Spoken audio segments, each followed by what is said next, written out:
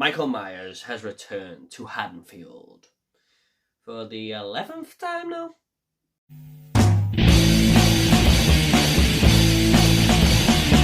What is up, everyone? Movie back again with another review, and it's going to be for the 2021 film Halloween Kills, and this is directed by David Gordon Green and stars Jamie Lee Curtis, Judy Greer, Andy Matichack, and Jude Courtney. Now, this carries on from Halloween 2018 and sees Michael escaping the fire from the end of that movie and wreaking even more havoc on Haddonfield on Halloween night. Now, most of you may know by now that I'm a horror hound. I was so pumped for Halloween Kills, and even though I just thought the last one was kind of okay, I'm always going to be excited when a slasher comes out with Halloween in the title. So let's see how it did. And by the way, there may be minor spoilers in this review regarding a few characters and who they are, but I'll get into that later in the review. But these are revealed at the start of the movie, so I think they are very minor spoilers. So let's get into it. First off, if you're expecting Michael Myers to just be killing people left, right and centre in this film, you'd be absolutely correct, and that's what you're going to get. I mean, this is probably one of the most brutal and violent Halloween films in the franchise, if not the most. Michael Myers just causes absolute mayhem in this film and splatters blood all over Haddonfield.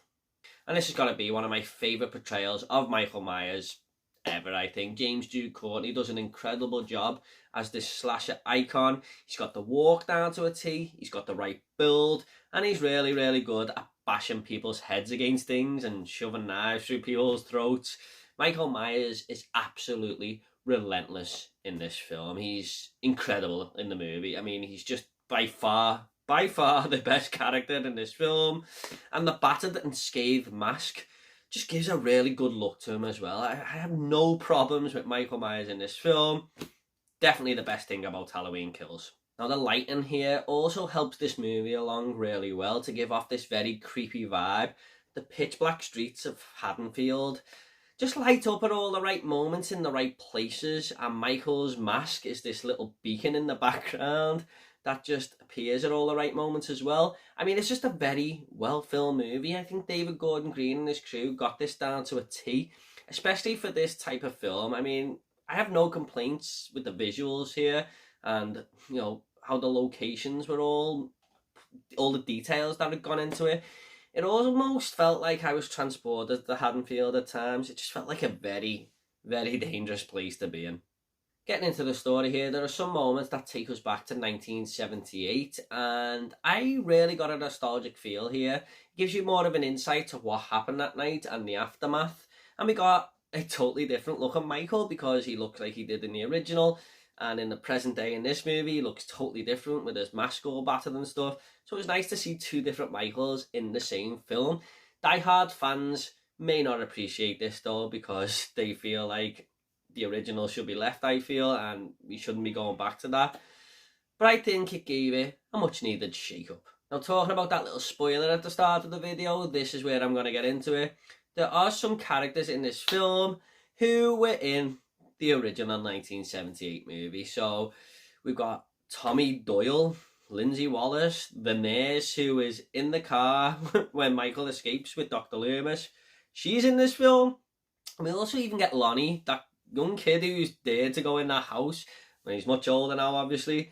And this was a nice little throwback, you know. It was nice that they had the fans in mind here. There's definitely a lot of fan service, and in many ways this film feels connected to the original more than Halloween 2018 does. However, despite these positives, I do have a few problems with this film. Now, this mainly involves the story. There isn't one. I mean, this is basically Michael Myers for 80% of this movie going around just stabbing up folk. Now, you might think that's a good thing, because I certainly thought going into this movie that's all I wanted, because I'd heard rumblings from early screenings and stuff that that's what this movie basically is. But I couldn't have been more wrong, to be honest. It does get very, very repetitive. From start to finish, it's basically the whole film. They do throw a few other little story aspects in there, and the 78 throwbacks being the best part of that. But there are some others that just don't work at all. Now, there's another little side story going on here with this other escaped lunatic running around Haddonfield. And I don't know what the hell they were trying to do here. I mean, there is a message thrown in there of what it all means and stuff, but I just didn't see that at all. I mean, by the end of the film, it didn't even matter. This whole little side part just felt shoehorned in and totally lazy. I mean, I'm all for them putting something different into this movie for, to expand the story a little, but please do it properly. This was just very, very tacked on. Now, there's also a lot of very angry people in this film who come together and try to take Michael Myers down. So it's like this little mob who's going to go against them. I don't consider this a spoiler. It's all over the trailers.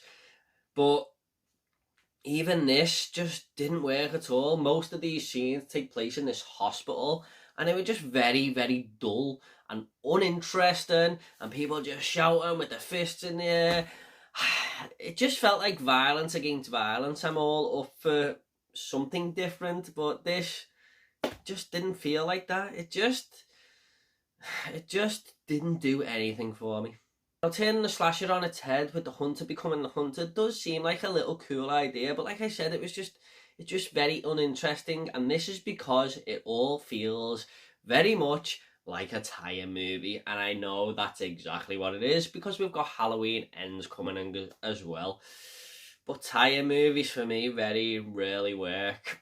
I mean, it just felt like they seen the cash and said, we'll do 2 sequels instead of 1, and this just feels like a very middle of the road, and mainly down to all these people just hunting Michael down. It's like they didn't know what to do with this middle movie, and they thought, you know what, we'll just have these against him and it'll work, but it just doesn't. And by the way, as cool as it is having these throwbacks with all these characters and stuff, Anthony Michael Hall, who plays Tommy Doyle, was a very, very unlikable character in this film. He just grated on me throughout. I really just couldn't stand him, and this was mainly down to his poor acting. I mean, if you're going to do all these throwbacks, make sure you get the casting right. He just takes up a large portion of the screen time as well, and I really didn't like many of the scenes that he was in.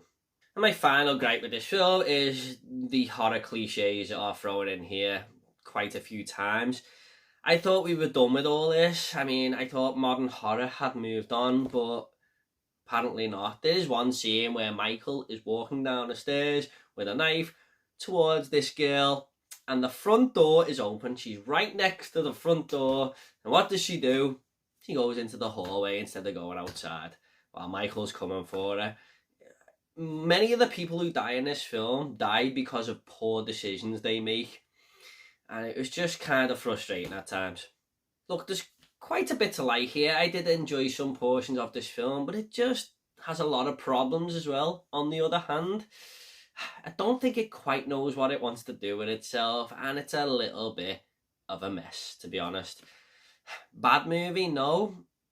Disappointing movie? Yes. I'm just going to go ahead and rate this movie now. I'm going to give Halloween Kills a 6 out of 10. There are worse Halloween films in the franchise for sure, but there are definitely better ones as well. But if you're a fan of the slasher genre or the Halloween franchise, I'd give it a go. You might like it way more than I did. Okay, at the end of these reviews, I always like to leave a little fun fact. Now, a fun fact for Halloween Kills is that Paul Rudd was actually rumoured to come back here and reprise his role as Tommy Doyle, like he played him in Halloween 6, The Curse of Michael Myers. But he had conflicting schedules with Ghostbusters Afterlife, so it went to Anthony Michael Hall instead. God damn it! Okay guys, I hope you all enjoyed this review. Please consider subscribing to this channel. Got a lot more reviews coming, lots more videos, and if you want to comment about Halloween Kills, leave it down below and I'll reply to every single one of you, I promise. Take it all easy guys. I'll see you all next video.